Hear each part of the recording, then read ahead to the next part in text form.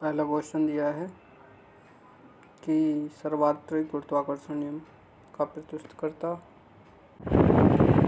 किसी पिंड का द्रव्यमान अपने भार के विरुद्ध होता है क्योंकि पदार्थ की मात्रा मापक मात्रा किंतु भार एक किसी पिंड का भार ध्रुवों पर अधिकतम होता है। विषुवत रेखा अपेक्षा ध्रुवों पर पिंड का भार अधिक होता है क्योंकि उपरोक्त में कोई भी पूर्ण स्पष्टीकरण नहीं है।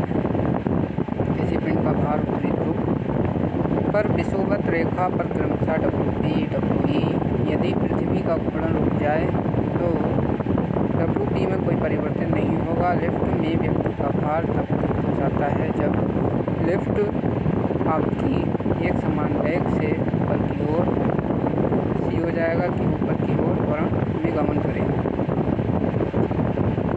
उसके बाद किसी पिंड को पृथ्वी के चंद्रमा पर ले जाने पर उसका भार जो है आपका उसका द्रव्यमान भी रहेगा किंतु भार भी हो जाएगा। एक समान पृथ्वी गति से गुणित शाफ्ट में धागे से एक गेंद बनी है। शाफ्ट के अचानक रुकने पर धागा शाफ्ट पर लिपटने लगता है और गेंद का कोणीय वेग क्या रहेगा, बढ़ जाएगा। उसके बाद आपका गोल पीपे को खींच कर ले जाने पर अपेक्षाकृत आना शुरू होता है क्योंकि इस पर सर्पी घर्षण की तुलना में लोटनी घर्षण कम होता है। उसके बाद में आगे बढ़ते हैं कि अगला क्वेश्चन है जल से भरे गिलास के नीचे दबे कांच को सुगमता से गिलास के नीचे से जल को छिड़काए बिना खींचा जा सकता है। ये परिघटना हो जाएगी आपकी जड़त्व के गुण को दर्शाती है। किसी पिंड का वेग दोगुना हो जाए तो आपका उसका संवेग दोगुना होगा। एक भारी और एक हल्के पिंड एक समान बल एक EFT के लिए लगे हों तो ये पिंड आपका भी हो जाएगा, एक समान वेग से गतिमान होंगे। 20 किलोग्राम के एक पिंड को भूमि के ऊपर 1 मीटर की ऊंचाई पर बनाए रखते हुए आवश्यक कार्य जो रहेगा वह आपका 20 जूल नहीं बल्कि शून्य होगा क्योंकि आपका जो cos थीटा का मान रहने वाला है वो शून्य कर देगा। उसके बाद आगे बढ़ते हैं। अगला क्वेश्चन क्या है कि किसी पिंड का वेग दोगुना होने पर गतिज ऊर्जा उसकी 4 गुनी हो जाएगी। घड़ी की चाबी भरने की प्रक्रिया में घड़ी में आपका स्थिति ऊर्जा संचित रहती है। उसके बाद स्थिति आलम्ब में लटकने पर लंबे धागे से बंधा एक छोटा पदार्थ झूल रहा हो तो पदार्थ आपका भी गतिज ऊर्जा दोलन में अधिकतम होगी। पहाड़ पर चढ़ते समय व्यक्ति आगे की ओर लगता है जिससे क्या होता है कि आपका स्थायित्व स्थिरता वृद्धि हो जाती है। उसके बाद अगला क्वेश्चन है वो स्थिर या तुल्यकाली उपग्रह के घूर्णन का आवर्तकाल कितना होता है, 24 घंटे होता है। परिक्रमारत अंतरिक्षयान के सेब बाहर छोड़ा जाए तो हमें क्या करना होगा कि 21 में जैसा कि देख रहे हैं कि यान के साथ ही वेग गमन करेगा। उसके बाद समुद्र के पानी का घनत्व बढ़ जाता है जैसे जैसे आइस का सही हो जाए, गहरी या खराबन दोनों में वृद्धि होते हैं। उसके बाद 23 में नदी में तैरता जलयान समुद्र में जाता है। ये आपका जो है थोड़ा सा ऊपर उठ जाता है। नदी में तैरता जलयान जब समुद्र में जाता है तब थोड़ा सा ऊपर उठ जाता है क्योंकि नदी के पानी का घनत्व अपेक्षा समुद्र के पानी का घनत्व अधिक होता है। उसके बाद यानी कि समुद्र का घनत्व अधिक होगा और नदी के पानी का घनत्व कम होगा। इस्पात की गेंद के पारे पर तैरती है क्योंकि 24 में आपका सही जो होगा इस्पात की अपेक्षा पारे का घनत्व अधिक होता है। अत्यधिक ऊंचाई पर उड़ रहे द्रव्यमान के अंदर आपका सही जो होने वाला है आंसर वो आपका हो जाएगा कि वायु पंपों की सहायता से सामान्य दाब पर बनाए रखा जाता है। उसके बाद आगे आते हैं कि वायुमंडलीय दाब को मापने के लिए आवश्यक यंत्र जो रहने वाला है आपका बैरोमीटर रहेगा। हमारे शरीर पर वायुमंडल का दाब बहुत होते हुए भी हम उसे महसूस नहीं कर पाते तथा इसका सही आंसर जो होने वाला है डी। हमारे शरीर में रक्त का दाब वायुमंडलीय से कुछ अधिक है। उसके बाद किसी पिंड का अधिकतम भार रहने वाला है डी निर्वातों होगा। धातुओं के बने 1-1 ग्राम के 4 घन जल में तोले जाएँ तो 29 सही आंसर होने जा रहा है वह है न्यूनतम घनत्व वाले भार न्यूनतम होगा। उसके बाद में 30 पर आते हैं हाइड्रोजन से भरा गुब्बारा जिसमें आसानी से ऊपर उठा ले जाया जाता है। तो इसमें 1 किलोग्राम ढीले ढाले रूप में भरे पंख हो जाएंगे। किसी भी झील के एक पत्थर फेंकने पर जैसे जैसे वह जल में नीचे उठता जाता है उस पर उत्प्लावन बल भी क्या रहता है, एक समान रहता है। जैसे जैसे डूबता जाएगा उसका उत्प्लावन बल भी समान रहेगा। 32 पारे में बूंदों के संपर्क में लाने पर वे मिलकर एक बड़ी बूंद बनाती है। इसका कारण है कि तिरकों द्वारा इसका क्या कारण है, तिरकों द्वारा न्यूनतम पृष्ठीय क्षेत्रफल बनाए रखना। कांच के स्पष्ट प्लेट पर जल डालने पर वह पतली परत के रूप में फैल जाता है, जबकि पारा डालने पर गोलीय बूंद के रूप में बना रहता है। ये कारण है आपका कि कांच के साथ पारे का असमंजस की अपेक्षा जल का संसंजस अधिकतम है।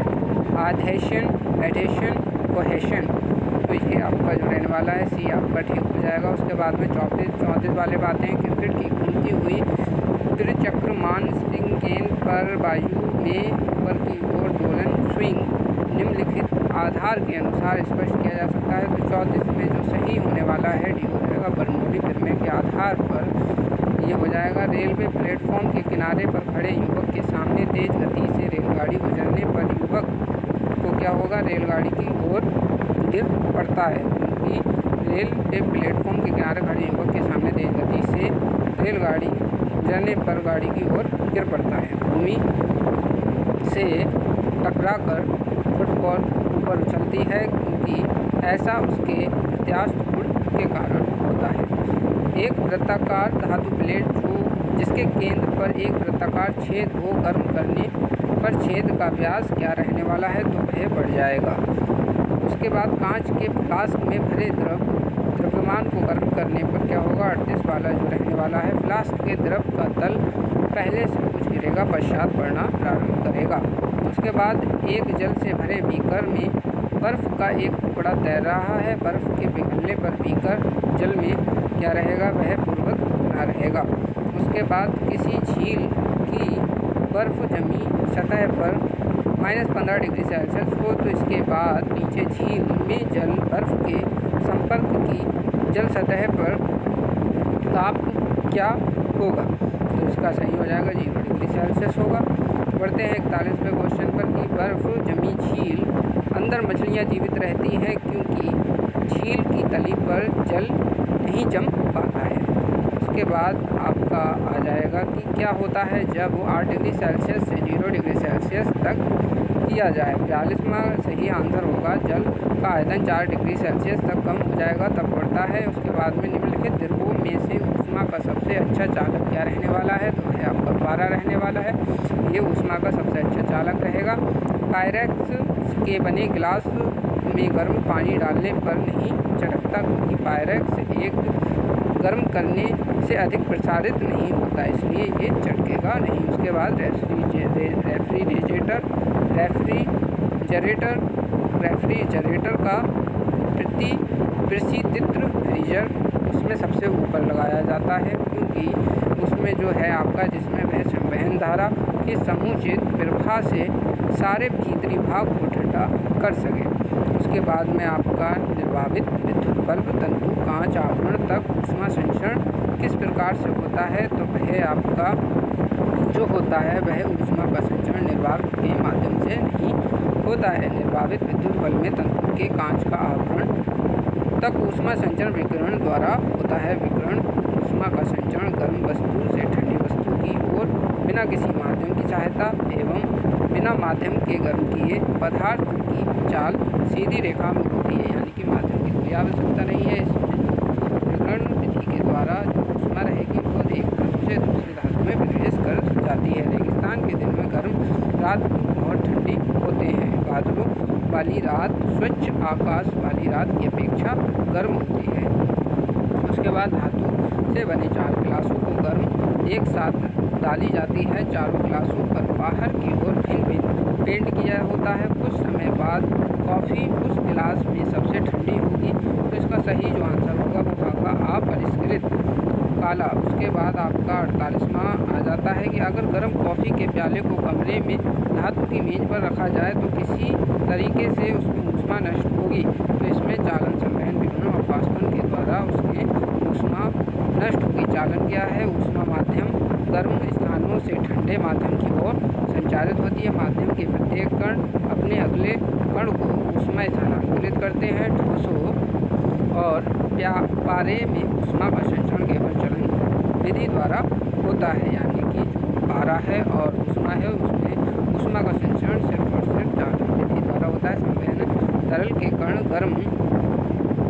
गर्म भाग से ऊष्मा लेकर स्वयं हल्के होकर ऊपर तथा ऊपर वाला ठंडा भाग नीचे आ जाता है। यही कारण है कि रेफ्रिजरेटर, फ्रीजर, पेंटिका को ऊपर रखा जाता है, यानी कि जो रेफ्रिजरेटर है वो आपका संवहन विधि द्वारा कार्य करता है। 49 में आएगा, एक प्याले में चाय 90 डिग्री सेल्सियस से 80 डिग्री सेल्सियस तक ठीक 1 मिनट में ठंडी होती है। 70 डिग्री सेल्सियस से 60 डिग्री सेल्सियस तक ठंडा होने में लगने वाला समय जो होगा तो वो आपका क्या हो जाएगा? वह आपका होगा क्या? डी वाला सही होगा कि 1 मिनट से अधिक।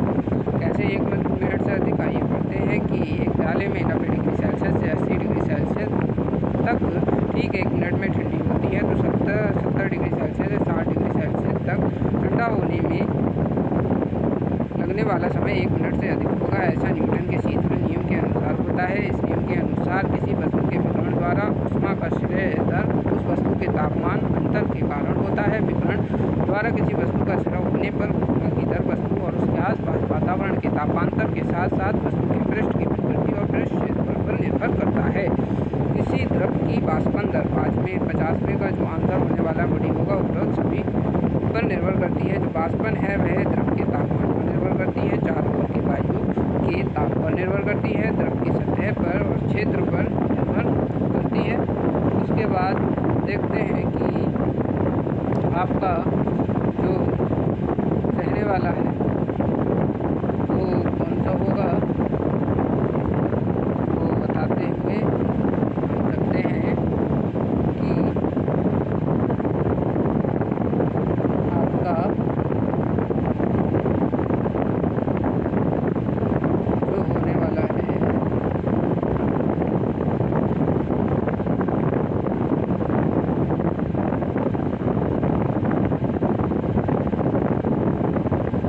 उसमें हम देखते हैं कि किस तरीके से